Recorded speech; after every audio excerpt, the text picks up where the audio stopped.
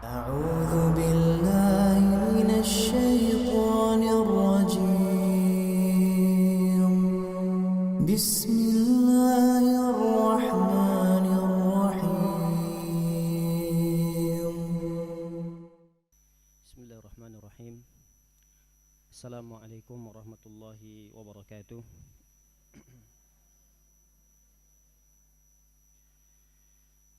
الحمد لله على إحسانه والشكر له على توفيقه وامتنانه وأشهد أن لا إله إلا الله وحده لا شريك له تعظيما لشأنه وأشهد أن محمدا عبده ورسوله الداعي إلى رضوانه وصلى الله وسلم وبارك عليه وعلى آله وأصحابه وإخوانه. Ma'asyiral muslimat, jamaah yang semoga kita senantiasa selalu dalam lindungan Allah Subhanahu wa taala. Alhamdulillah, puji syukur atas segala karunia yang Allah berikan kepada kita, yang dengannya alhamdulillah kita bisa berkumpul di salah satu rumah Allah Subhanahu wa taala yang kita cintai ini dalam rangka menunaikan kewajiban kita sebagai seorang muslim dan muslimah. Salawat dan salam semoga selalu tercurahkan kepada Nabi yang kita cintai, Nabi Muhammad sallallahu alaihi wasallam. Semoga kita termasuk umat beliau yang mendapatkan syafaatnya kelak pada hari kiamat. Amin ya rabbal alamin.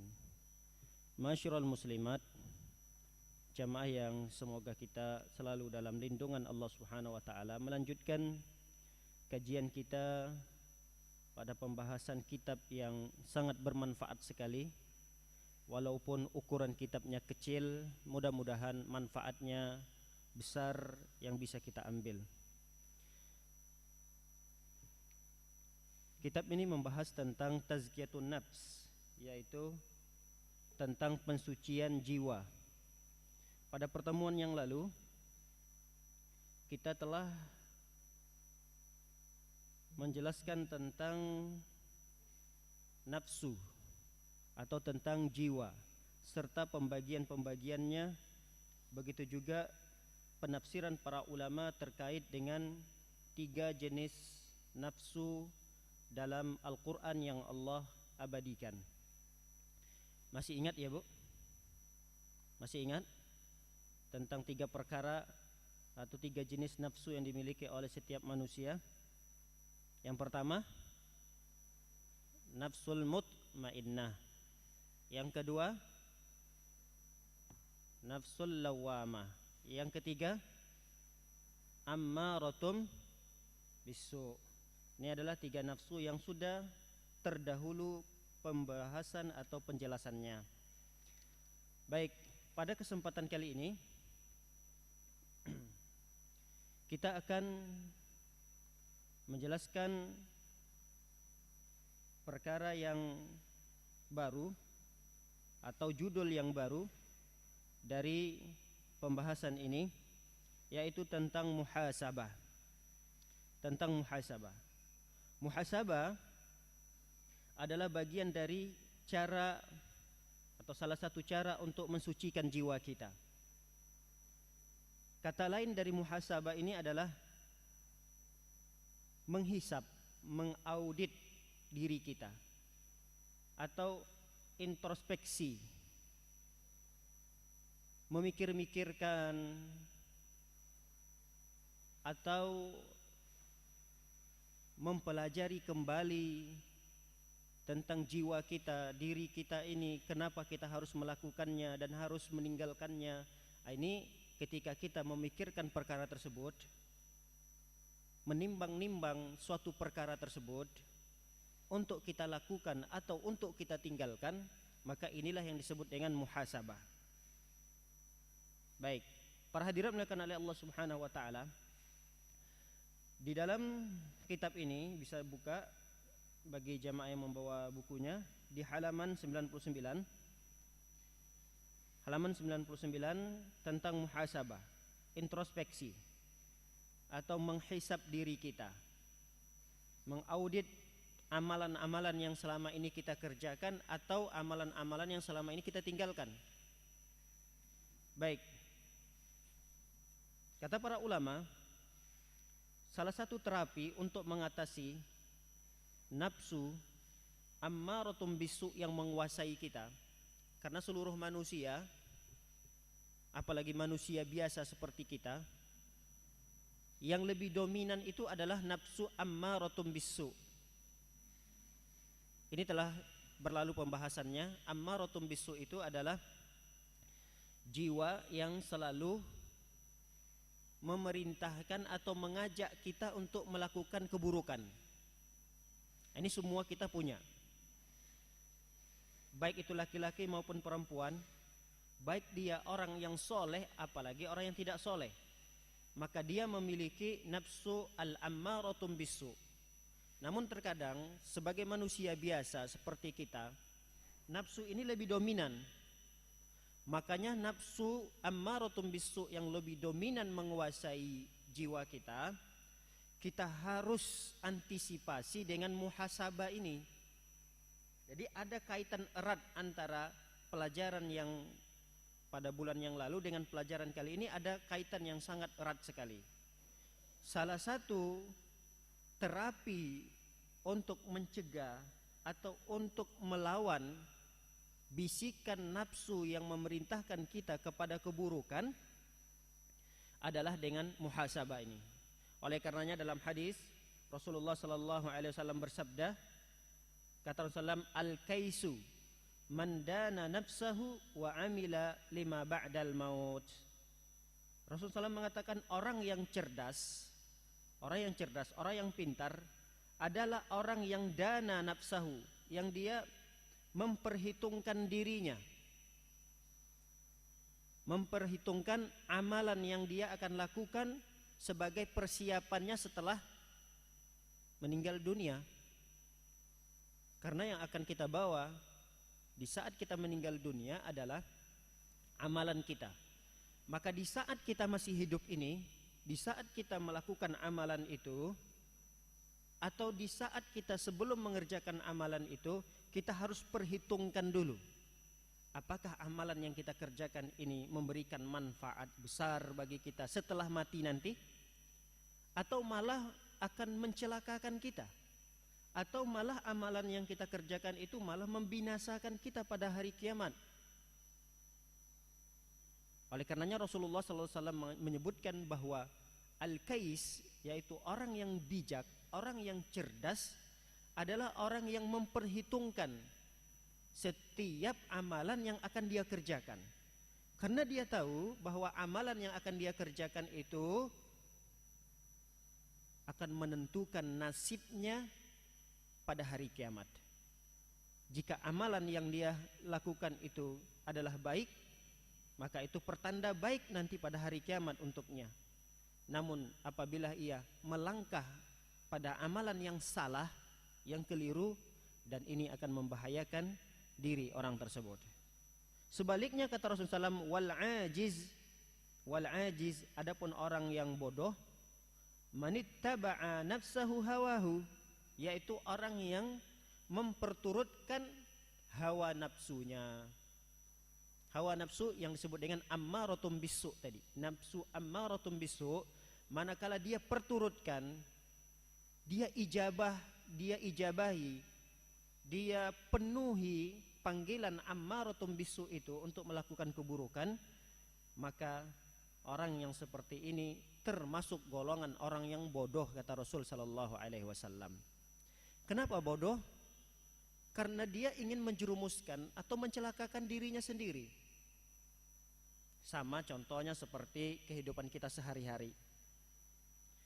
Adakah di antara ibu-ibu sekalian ketika ke dapur lalu ngidupin kompor, setelah kompor itu dihidupin sudah terlihat nyala apinya, tapi kita nggak yakin nih ini api panas atau enggak. Lalu untuk meyakinkan diri kita bahwa api itu panas, kita letakkanlah jari kita di api itu.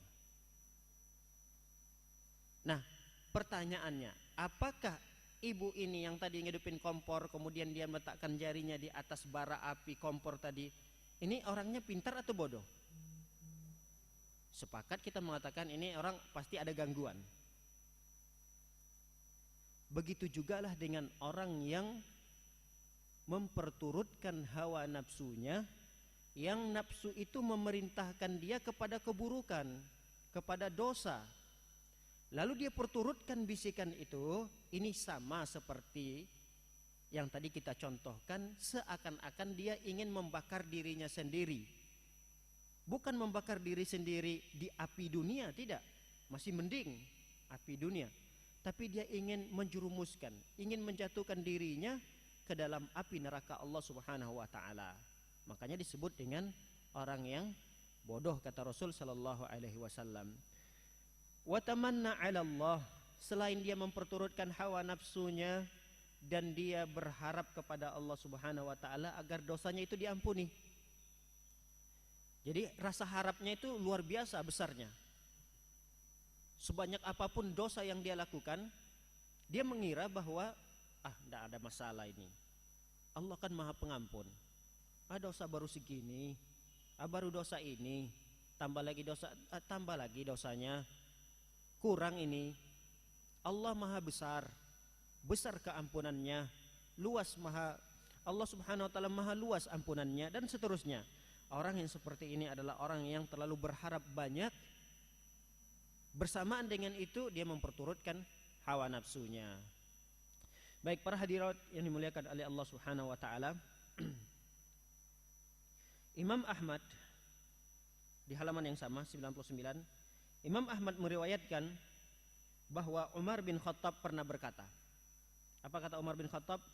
Hasibu anfusakum qabla an tuhasabu, wazinu qabla an tuzanu. Rasul SAW mengatakan, Umar bin Khattab radhiyallahu taala anhu mengatakan, hasibu anfusakum qabla an tuhasabu.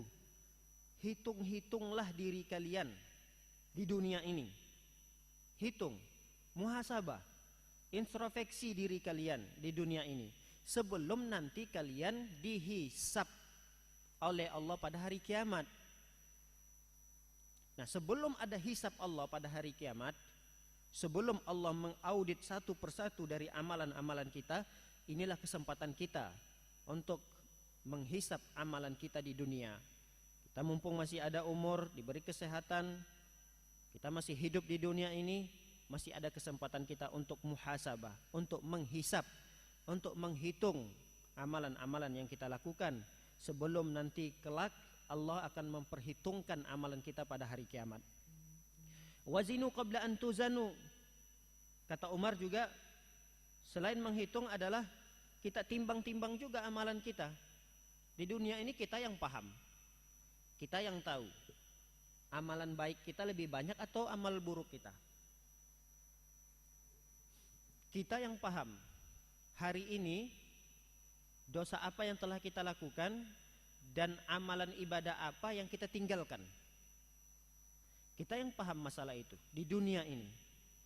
Tapi kalau kita tidak menghisapnya, itu berlalu begitu saja hari-hari yang kita lewati tanpa ada hisab, tanpa ada muhasabah. Makanya diperintahkan oleh Umar bin Khattab di sini, ayo hisab, hitung-hitung diri kita di dunia ini.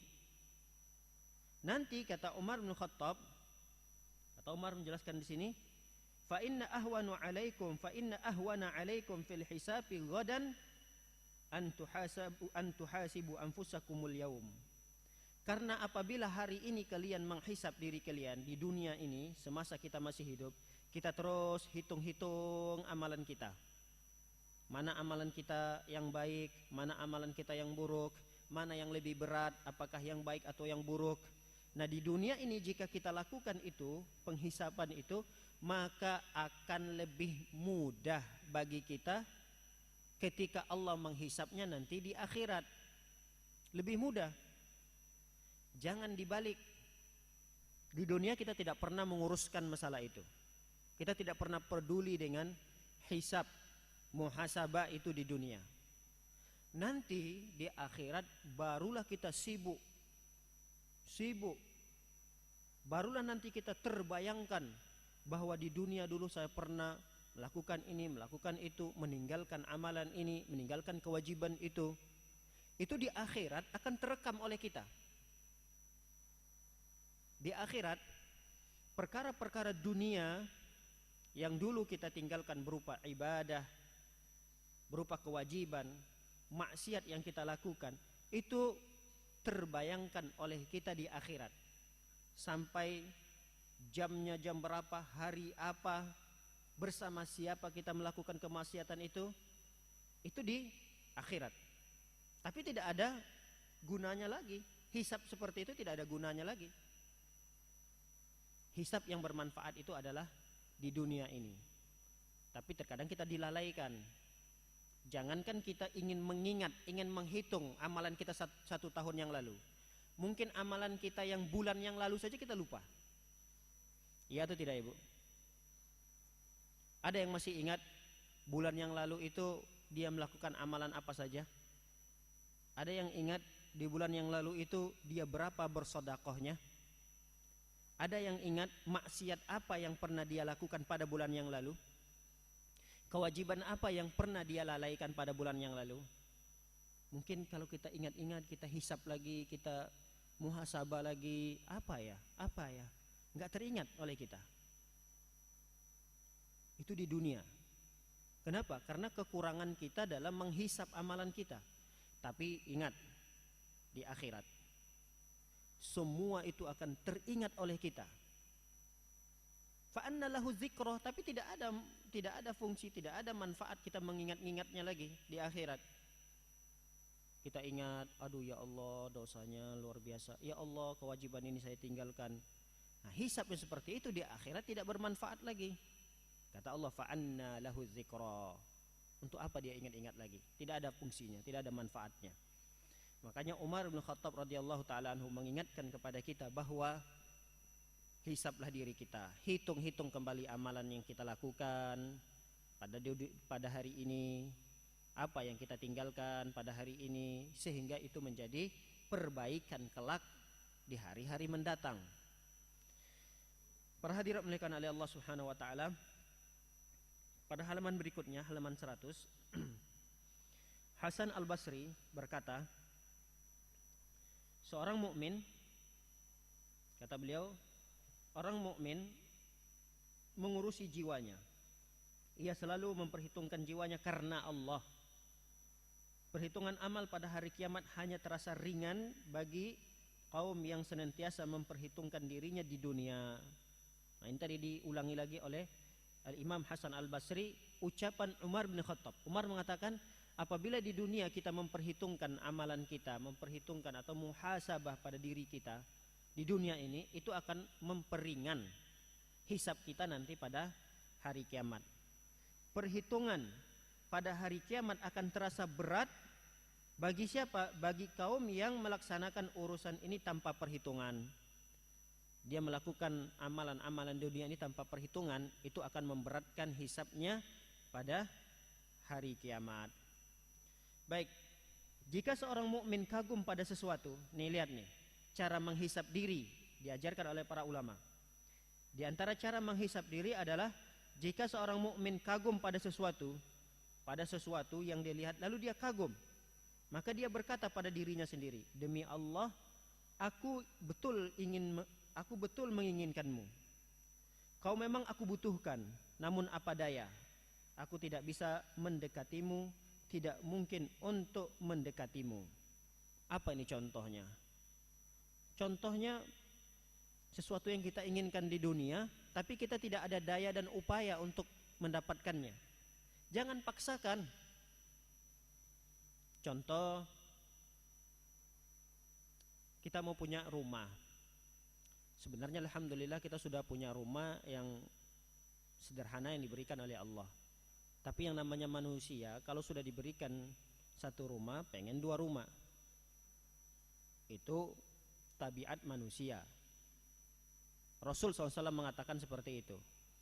Manusia itu kalau sudah diberikan oleh Allah Subhanahu wa taala emas seluas lembah, satu lembah itu berisikan emas semua, pasti dia akan menginginkan lembah yang kedua.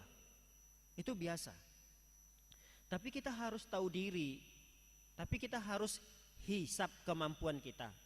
Kita harus perhitungan terhadap kemampuan kita. Kalau kita tidak mampu, jangan paksakan. Saya pengen rumah yang seperti ibu fulana itu. Masya Allah, rumahnya 2 lantai, saya baru 1 lantai.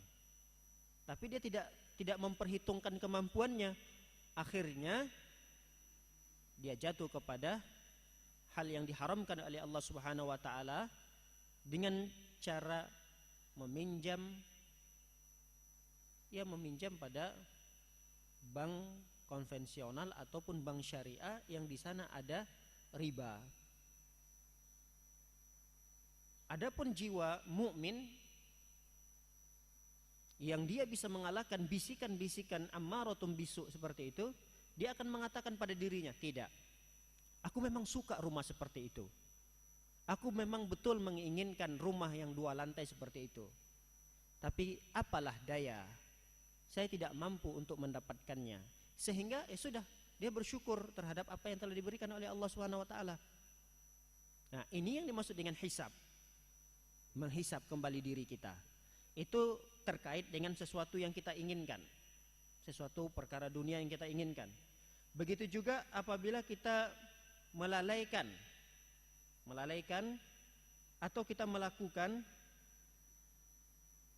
atau memakan sesuatu, ia segera sadar dan berkata, aku tidak bermaksud seperti itu, atau urusanku dengan apa urusanku dengan hal ini, demi Allah tidak akan kuulangi lagi.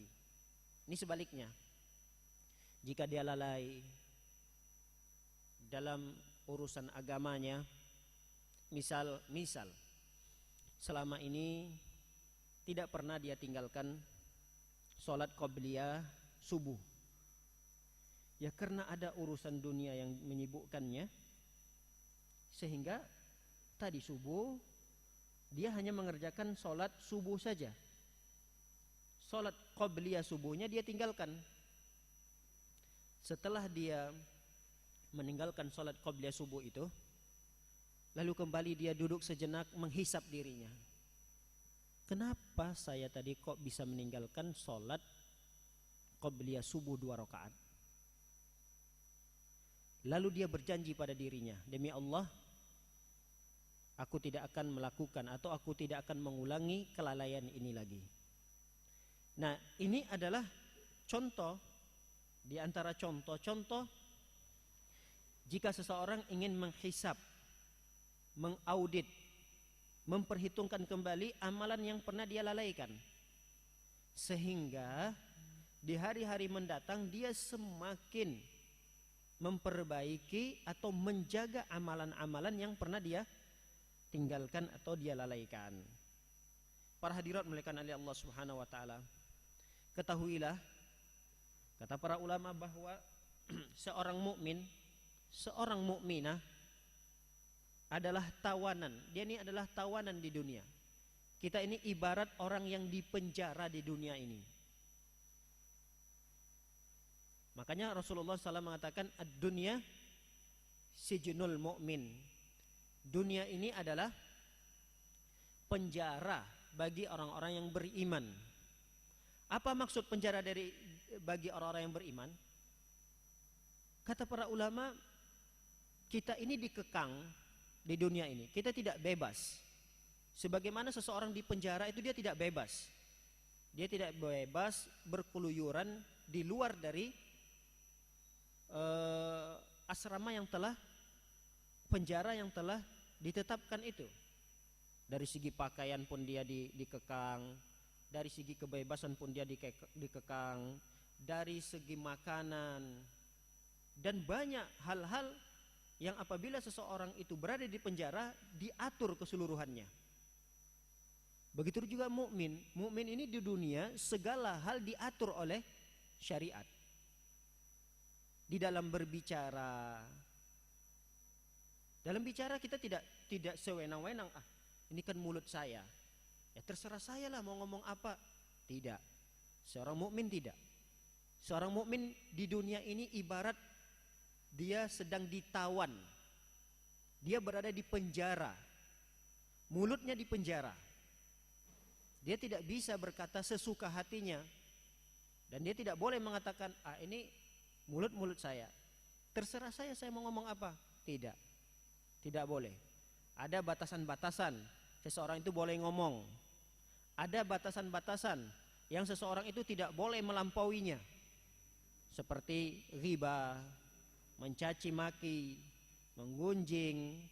Ini adalah ucapan mulut. Tapi walaupun itu adalah mulutnya sendiri, maka tetap dia harus menjaga batasan-batasan tersebut. Contoh lagi, tangan. Tangan kita ini tidak boleh bergerak sembarangan sesuka hati kita. Ambil sana, ambil situ, pegang sana, sentuh sini. Tidak bisa. Ada aturan-aturannya. Tangan kita ini ibaratkan telah dipenjara, berada dalam penjara. Tidak bisa menyentuh sesuatu kecuali yang dibolehkan dalam syariat Islam. Nah, inilah yang perlu kita muhasabah. Kita hisap tangan kita ini. Hari ini tangan kita ini megang apa saja? Hari ini mulut kita ngobrolin siapa? Hari ini apakah mulut kita sudah berzikir? Hari ini kaki kita melangkah kemana saja? Nah, inilah yang dimaksud oleh para ulama dihisap. Anggota tubuh kita itu dihisap. Kalau bisa satu persatu. Mata kita, sejak kita membukakan mata kita dari tidurnya kita, bangun dari tidur, kita membukakan kedua bolak mata kita. Apa yang pertama sekali kita lihat? Apa yang pertama sekali kita pandang? Jika sesuatu kebaikan, alhamdulillah, lanjutkan. Namun apabila yang pertama sekali kita lihat ketika kita bangun tidur adalah perkara-perkara yang tidak bermanfaat, maka keesokan harinya jangan dilakukan lagi. Itulah yang dimaksud dengan hisab atau muhasabah. Para hadirat muliakan oleh Allah Subhanahu wa taala. Ketahuilah, kata para ulama, bisa dilihat halaman 101, orang mukmin yang cerdas, adalah yang setiap hembus nafasnya itu, yang keluar dari hembusan nafasnya, yang keluar itu adalah mutiara-mutiara. Ya, mutiara-mutiara itu maksudnya apa? Maksudnya kata-kata yang indah keluar dari mulutnya, sehingga itu menjadi tabungan pahala baginya di akhirat. Sebaliknya, lawan dari orang yang cerdas adalah orang yang bodoh. Pertama sekali dia bangun dari tidurnya, mulut atau kata yang keluar dari mulutnya adalah sesuatu yang akan mencelakainya, sesuatu yang akan membahayakannya nanti di akhirat. Makanya para hadirin muliakan oleh Allah Subhanahu wa taala, anggota tubuh kita yang sering banyak beraktivitas seperti mata, mulut, telinga, kaki, tangan, itu perlu kiranya setiap hari kita hisab, kita hitung-hitung. Karena ini akan memberikan manfaat yang sangat besar bagi seorang mukmin yang cerdas. Oleh karenanya Allah Subhanahu wa taala berfirman dalam surah Ali Imran ayat yang ke-30, kata Allah, yauma tajidu kullu nafsin ma 'amilat min khairin muhdara. Sungguh setiap jiwa, setiap nafsu pada hari kiamat akan menyadari, akan mendapati kebaikan-kebaikan yang pernah dia lakukan di dunia itu hadir di hadapannya. Semua kebaikan yang dilakukan oleh tangan kita, semua kebaikan yang dilakukan oleh mata kita, semua kebaikan yang didengar oleh telinga kita, semua kebaikan yang dilangkahkan oleh kaki kita itu nanti akan hadir dihadapkan di depan kita amalan tersebut. Sebaliknya kata Allah SWT, wa ma amilat min su', adapun amalan buruk, tawaddu law anna bainaha wa bainahu amadan ba'ida. Seseorang itu dia berharap kepada Allah Subhanahu wa taala, berkeinginan agar antara hari kiamat dengan dirinya itu masih panjang waktunya. Dia enggak pengen kiamat itu terjadi. Dia pengennya hari kiamat itu masih lama lagi. Biarlah dia diazab di alam barzakh, di kuburan. Itu lebih mending baginya daripada dia ditegakkan hari kiamat. Seorang mukmin tidak. Seorang mukmin manakala dia dimasukkan ke dalam kubur, berada di alam barzakh, dia berharap agar hari kiamat itu disegerakan. Hari kiamat itu dia minta agar disegerakan. Kenapa? Karena ia ingin melihat amalan-amalan soleh yang pernah dilakukannya itu, balasan yang Allah berikan kepada dia berupa surga, itu yang dia inginkan. Amalan-amalan soleh yang dia lakukan di dunia ini, dia menginginkan agar diberikan balasannya oleh Allah Subhanahu wa taala pada hari kiamat. Dan balasan terbaik bagi amalan soleh yang dilakukan oleh seseorang adalah pahala pada hari kiamat yang berbuah surga Allah Subhanahu wa taala. Makanya Allah Subhanahu wa taala menjelaskan di sini, adapun orang-orang yang tadi orang yang bodoh, yang melakukan kemaksiatan, keburukan di dunia ini, dia berharap hari kiamat itu masih panjang dan masih lama lagi. Karena dia tahu bahwa amalan yang pernah dia lakukan di dunia akan menghancurkan dan membinasakannya pada hari kiamat. Baik, para hadirat dimuliakan oleh Allah Subhanahu wa taala. Pada halaman berikutnya, halaman 102,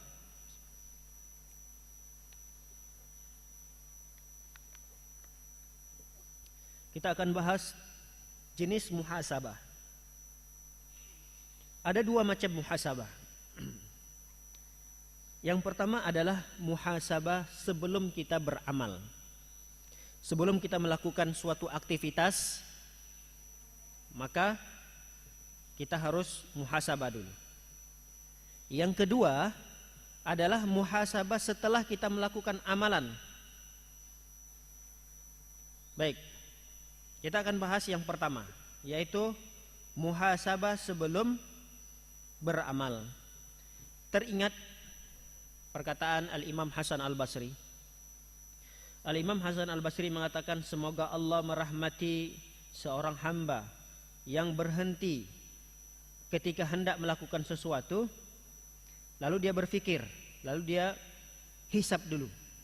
Jika karena Allah amalan tersebut, maka ia akan kerjakan.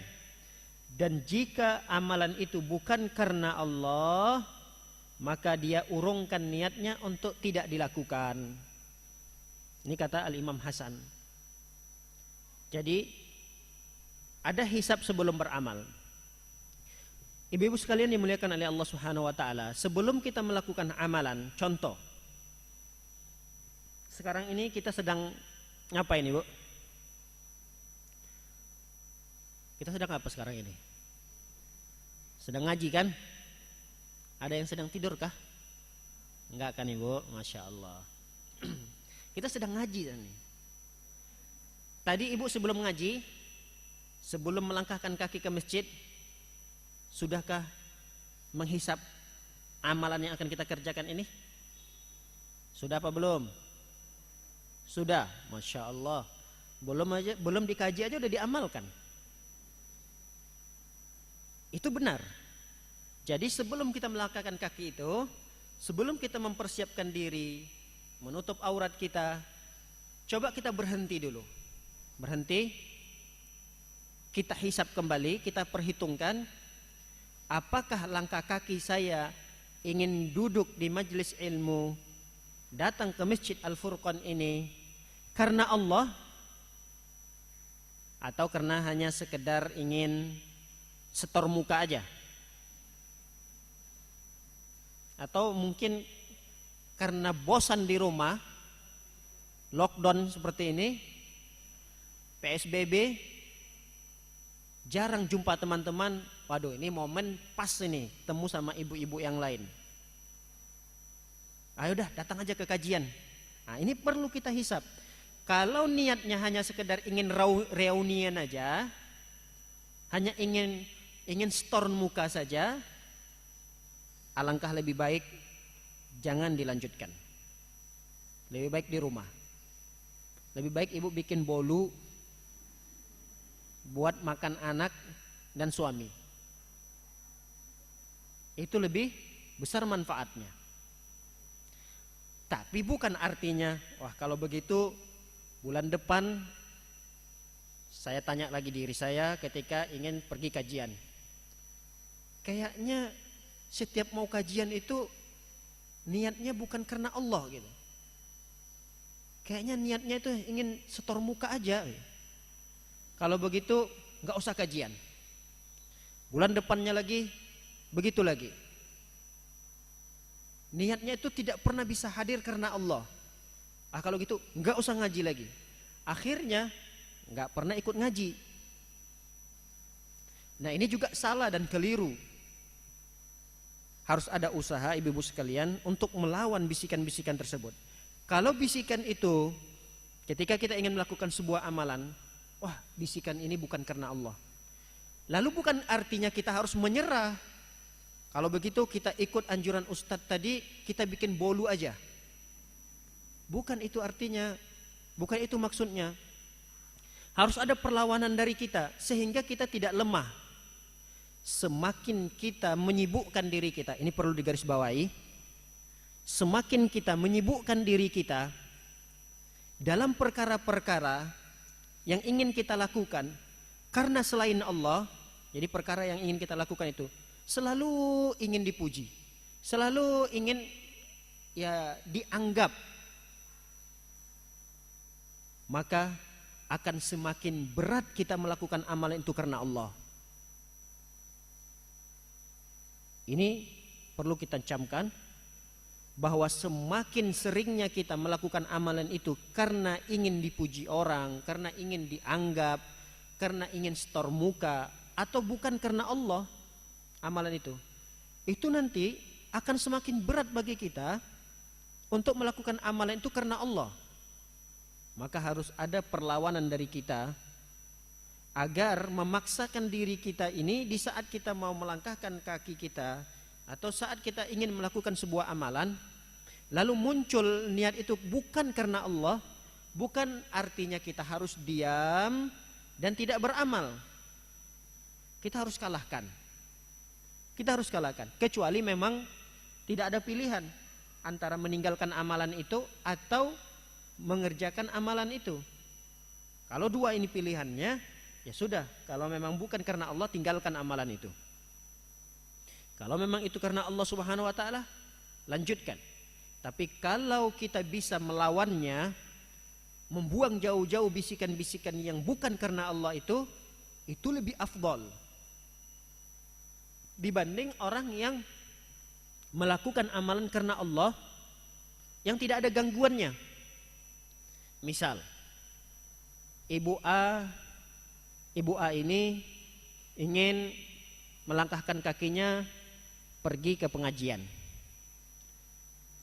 Sangat mudah sekali dia menghadirkan niatnya itu untuk karena Allah, itu sangat mudah sekali. Tinggal dia langkahkan kakinya, saya mau ngaji karena Allah Subhanahu wa taala.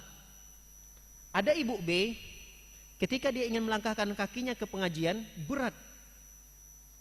Karena dia harus berperang dulu, berjihad dulu, dia melawan bisikan karena adanya bisikan bukan karena Allahnya tadi, tapi karena suatu keinginan dunia. Nah ketika dia lawan, dia dapat pahala dua. Pertama adalah pahala dia melangkahkan kaki ke pengajian. Yang kedua, dia dapat pahala melawan bisikan yang tadi bukan karena Allah. Dia kalahkan bisikan itu, dia kalahkan. Ini kan usaha.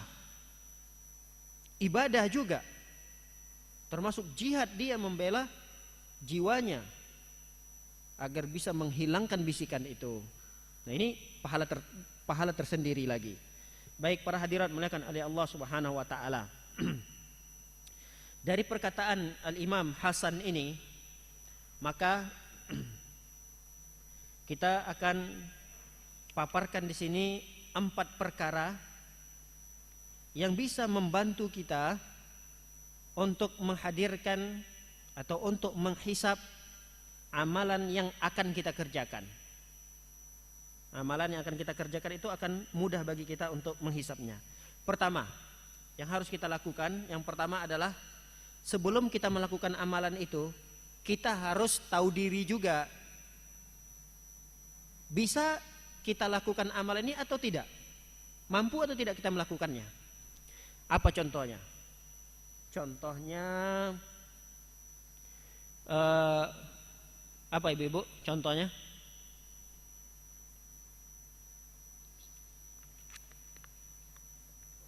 Anggaplah membesuk orang yang sakit. Membesuk orang sakit. Tapi saat ini mungkin tidak bisa ya, sulit bagi kita untuk mengamalkannya. Atau amalan yang lain. Amalan yang lain, berinfak. Misal berinfak.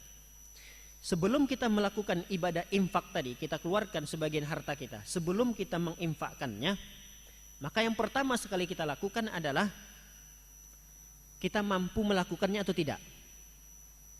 Bisa kita kerjakan ibadah infak itu atau tidak? Bisa. Baik, alhamdulillah. Tidak bisa, berarti tidak usah dilanjutkan. Kalau jawabannya bisa, karena ada harta yang kita miliki, ada harta suami yang juga dititipkan kepada kita, berarti kita mampu melakukan amalan itu. Lalu pindah yang kedua. Bisa dilihat halaman 103. Kita berpindah kepada perkara yang kedua yang harus kita lakukan, yaitu apakah ibadah infak itu baik atau buruk? Infak sepakat semua mengatakan baik kok. Masa iya ibadah infak itu tidak baik? Oh, baik.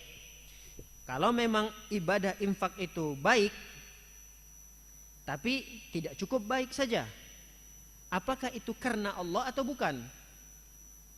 Baik. Oh, infak itu baik dan juga karena Allah Subhanahu wa taala. Berarti perkara kedua selesai. Perkara ketiga, kita pindah kepada perkara yang ketiga, yaitu apakah ibadah infak itu memerlukan bantuan atau tidak? Kita berinfak itu butuh bantuan atau tidak? Oh iya, butuh bantuan. Karena ini adalah harta suami, berarti saya harus izin dulu kepada suami. Berarti ada bantuan dari suami. Kalau suami tidak mengizinkan, berarti kita tidak jadi beramal. Jangan dilanjutkan amalannya. Percuma nanti amalan itu. Inilah yang dimaksud dengan hisab. Oh, ternyata ada yang bisa membantu untuk kita melakukan amalan itu. Infaknya sudah jelas, mampu kita melakukannya. Cuma mengeluarkan, berikan kepada orang miskin. Gampang, mampu melakukannya. Yang kedua, infak itu baik dan karena Allah. Yang ketiga, ada yang membantu kita untuk melakukannya. Maka yang keempat, lanjutkan amalannya. Jangan ditunda. Nah, ini yang dimaksud dengan hisab sebelum beramal. Contoh yang tadi kita sebutkan seperti membesuk orang yang sakit. Coba perkara ini kita masukkan, kita cocokkan. Besuk orang yang sakit, baik atau tidak baik, Ibu? Baik. Kemudian mampu kita lakukan. Nah, ini harus kita pertimbangkan dulu, bisa atau tidak. Oh, di zaman ini sulit, karena di rumah sakit itu untuk masuk melewati prosedur yang sangat sulit sekali, tidak bisa. Oh, berarti tidak bisa. Kalau begitu ada yang sakit di rumah, Berarti mampu kita melakukannya karena di rumah tetangga kita. Mampu, baik. Setelah kita mampu, besuk itu terlihat baik dan juga karena Allah Subhanahu wa taala. Yang ketiga, butuh bantuan enggak kita mengerjakan ibadah besuk itu? Oh, butuh bantuan. Butuh bantuan karena besuk ke rumah tetangga, kita tidak bisa sendirian, harus bersama teman-teman yang lain, berarti harus ada teman-teman yang lain yang juga menemani kita untuk besuk. Nah, maka perkara-perkara ini adalah perkara yang harus dilakukan oleh seseorang sebelum melakukan sebuah ibadah. Jangan langsung terjun melakukan sebuah ibadah tanpa ada hisab, tanpa ada muhasabah. Contoh, ibu fulana. Ya, kenapa? Tahu enggak? Teman kajian kita itu yang rutin ngaji, ibu fulana itu sedang sakit dia. Yuk kita ke sana. Kita besuk dia sedang sakit. Jangan sekali-kali kita langsung melangkahkan kaki kita, apalagi ibadah yang kita lakukan itu diajak oleh orang. Ini perlu digarisbawahi.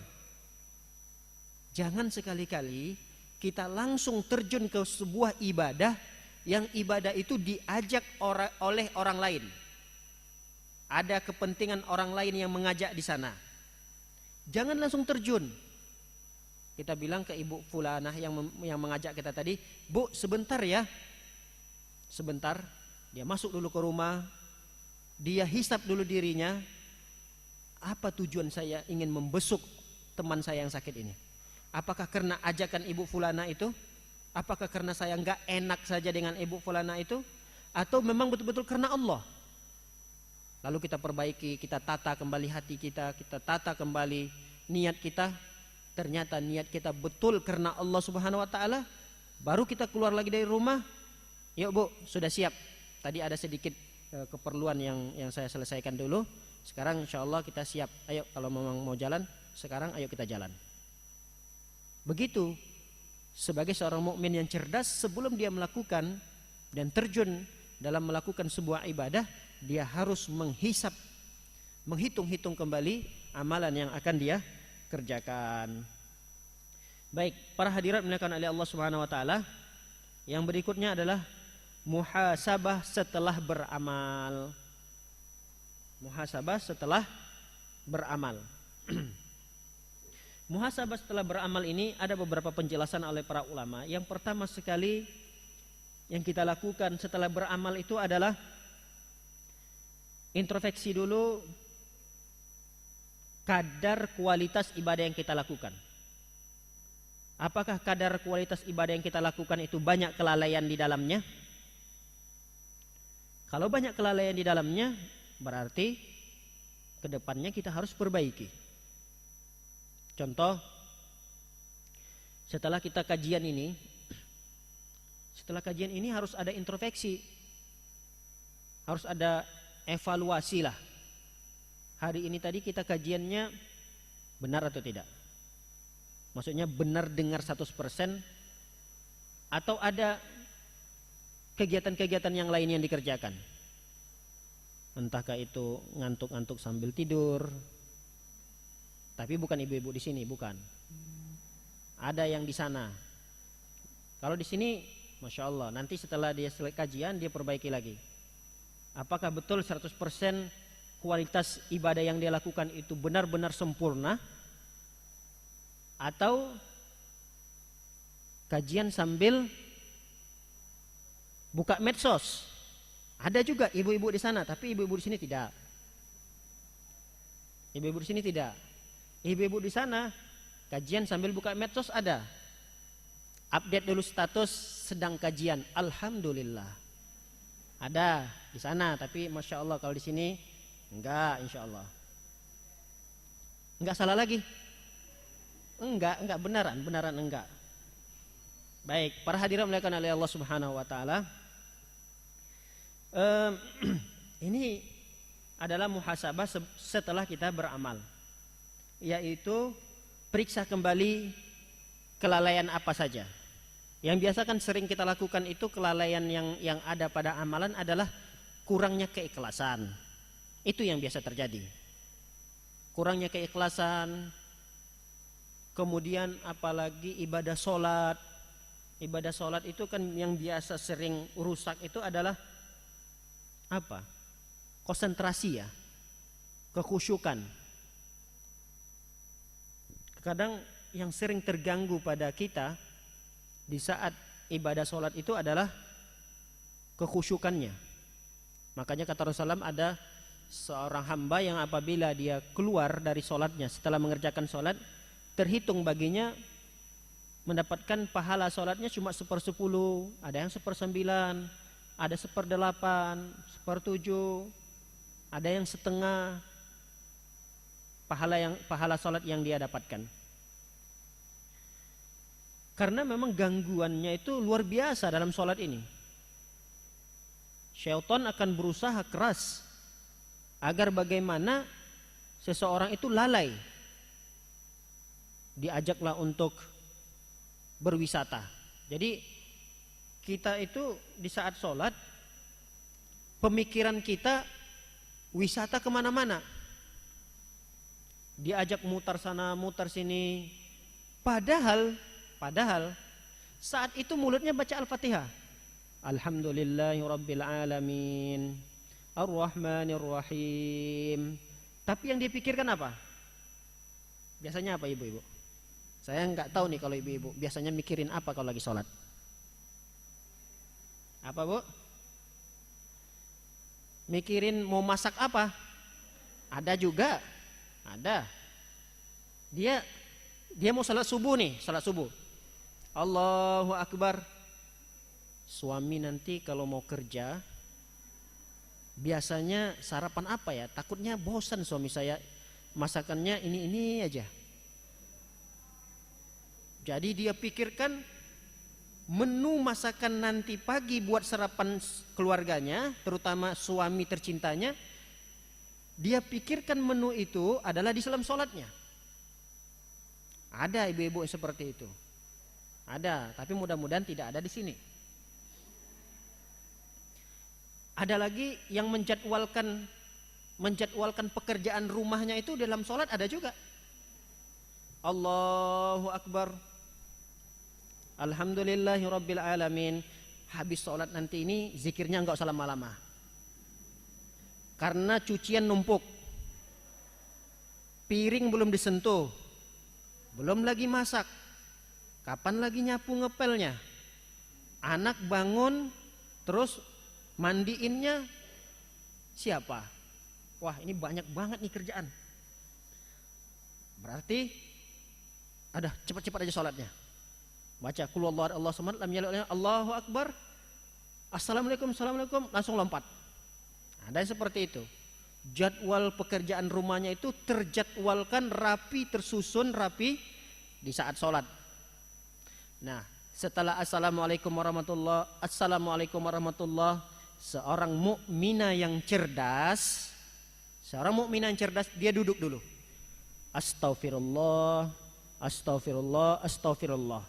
Sambil dia mengucapkan istighfar itu mohon ampun kepada Allah. Ternyata tadi tanpa dia sadari, dia buat jadwal hariannya di saat sholat. Dia harus introspeksi diri. Dia hisap kembali sholat yang dia lakukan tadi. La ilaha illallah, astagfirullah. Kenapa kok bisa sampai seperti ini? Saya bikin jadwal kegiatan rumah itu kok di dalam sholat ya. Sampai mau ke pasar pun itu ada teringat dalam sholat. Mau beli menu-menu kekurangan dapur itu juga ngingatnya di sholat gitu. Masih mending kalau dia ngingatnya saat berzikir dia tulis di WhatsApp. Oh, saya mau beli 1, 2, 3, 4, 5 supaya nggak lupa ditulis di WhatsApp. Ini dia ingatnya itu di sholat gitu. Nah, setelah selesai sholat, inilah fungsinya muhasabah tadi. Hisap kembali sholat kita itu. Oh, ternyata kekurangannya adalah seringkali saat sholat itu menjadwalkan kegiatan. Nah, ini nanti sholat zuhur jangan terulangi lagi. Oh, datang lagi dia di sholat zuhur. Buang. Kalahkan. lempar jauh-jauh. Karena sudah pengalaman tadi di sholat subuh. Datang lagi, kita lawan. Apalagi kekurangan kita di saat itulah kita pikirkan, kita hitung-hitung kembali setelah kita melakukan amalan itu. Baik, para hadirat dimuliakan oleh Allah Subhanahu wa taala, ini adalah cara muhasabah ketika kita setelah beramal.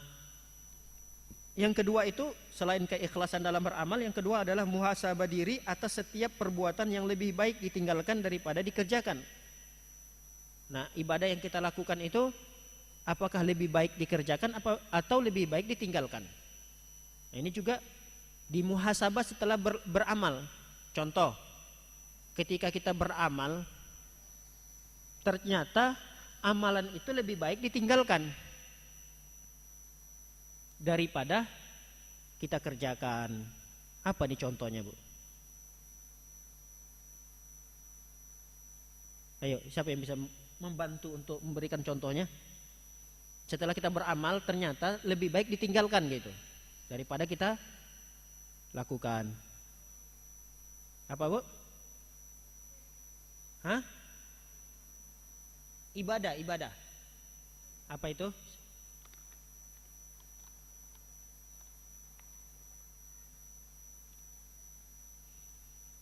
Contohnya adalah misal kita sholat sunnah, anggaplah sholat duha ya, sholat duha di rumah. Allahu Akbar. Nah, setelah kita selesai melaksanakan sholat duha itu, lalu kita hisab lagi sholat duha yang kita lakukan itu. Apakah sholat duha ini lebih baik ditinggalkan atau ditinggalkan? Karena tadi sebelum kita melakukan sholat duha, ada pula panggilan suami gitu. Panggilan suami yang mungkin minta bantuan kepada kita. Misalnya, Ummu Fulana, oh Ummu Fulana, tolong dulu buatin kopi, misal gitu.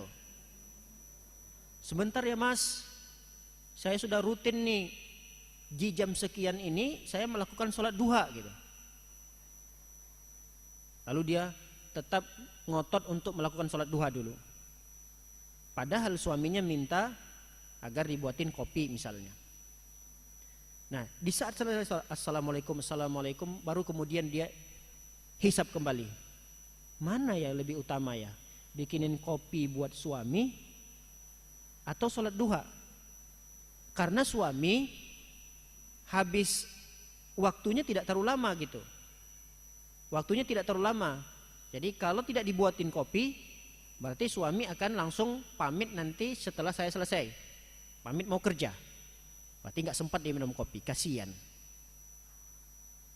Tapi kalau kita bikinin kopi buat suami, dia bisa minum bersama kita sambil ngobrol, bercengkrama, bisa sambil bercanda-canda, nemanin suami minum kopi sebelum berangkat kerja. Mana yang lebih utama ya? Apakah sholat duha atau bikinin kopi dan teh untuk suami sebelum berangkat kerja? Dia hisap dulu amalan itu. Oh, ternyata mending lebih baik saya temanin suami. Bikinin kopi, bikinin goreng pisang sebelum suami berangkat kerja. Ngobrol-ngobrol, nemanin suami sambil bercanda dan seterusnya. Nah, ini perlu dia pertimbangkan gitu. Dia punya pertimbangan-pertimbangan dalam melakukan amalan itu. Sehingga apakah amalan itu dia tinggalkan dulu atau dia lanjutkan. Nah, besok oh ternyata saya harus menemani suami. Besoknya lagi sholat duha saya tinggalkan. Walaupun itu adalah jam-jam di mana saya rutinkan sholat duha saya tinggalkan. Karena sholat duha itu masih panjang waktunya. Kapan nanti ada waktu senggang lagi setelah menyelesaikan pekerjaan rumah, saya sempatkan untuk sholat duha. Walaupun di jam 10, jam setengah 11, nggak ada masalah. Jadi itu yang kedua yang harus dilakukan oleh seseorang ketika dia muhasabah setelah beramal. Yang ketiga adalah dia muhasabah lagi setelah beramal itu setiap hal mubah. Kenapa ia lakukan? Nah, ini perkara yang mubah ya. Apa contoh perkara yang mubah, Ibu? perkara yang mubah. Setelah dia melakukan perkara yang mubah itu dia harus hisab. Apa perkara yang mubah ini? Misal seperti dia minum, makan, tidur. Nah, habis tidur itu dia, ini kan perkara dunia. Habis tidur itu kalau bisa dia hisab. Saya tidur ini mau ngapain? Kenapa saya tidur? Nah, ini harus dihisab. Oh, tadi saya tidur itu karena memang niatnya adalah agar saya semangat lagi untuk melakukan aktivitas yang ini gitu. Oh, agar saya lebih segar lagi nanti ketika melakukan ibadah sholat. Nah, ini kan perkara mubah. Tidur, makan, mandi. Nah, setelah dia melakukan ibadah-ibadah yang mubah itu baru dia hisab. Ini kenapa kok saya sering melakukan yang ini ya? Kenapa saya sering mandi ya? Misalnya gitu. Ada ibu-ibu itu mandi sampai 7 kali sehari ada. Tapi memang tidak terlarang, orang sah-sah saja, orang boleh kok. Ya ngapa? Cuma kan dia harus hisab lah.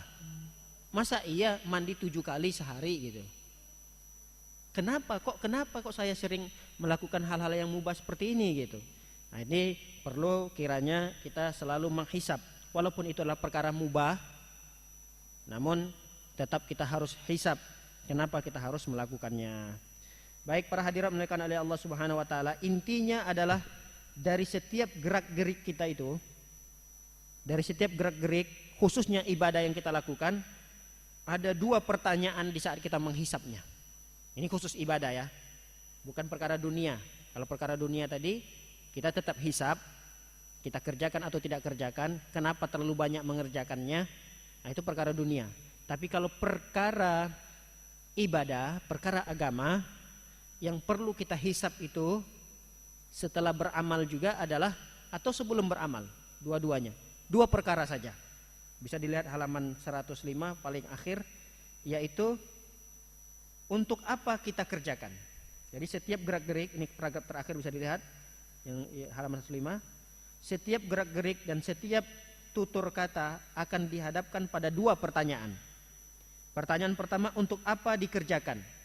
Maksudnya untuk apa dikerjakan itu, karena apa kita mengerjakannya? Karena siapa kita mengerjakannya? Ini pertanyaan pertama. Oh, karena Allah. Lanjutkan. Setelah beribadah, karena siapa tadi saya beramal?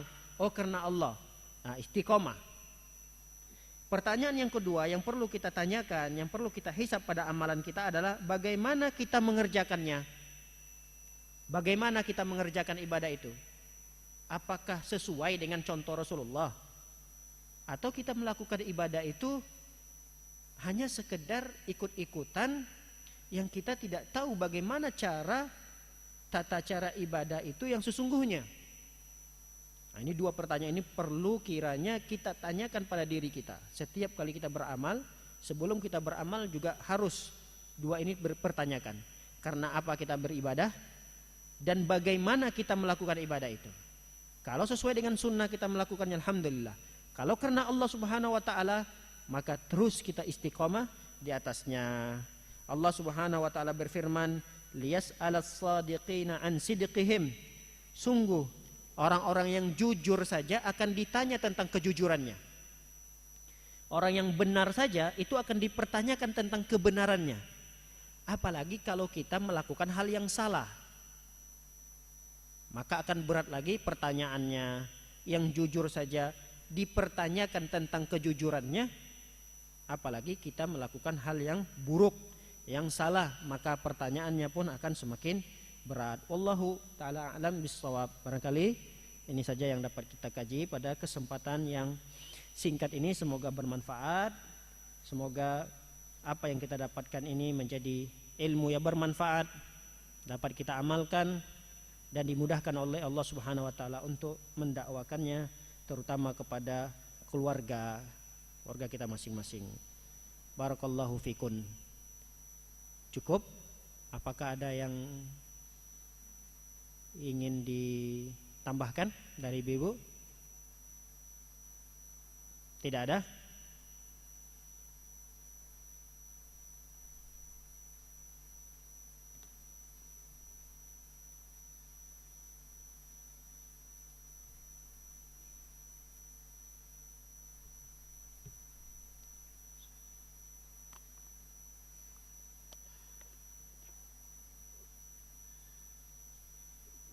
Baik, sudah jelas ya Ibu?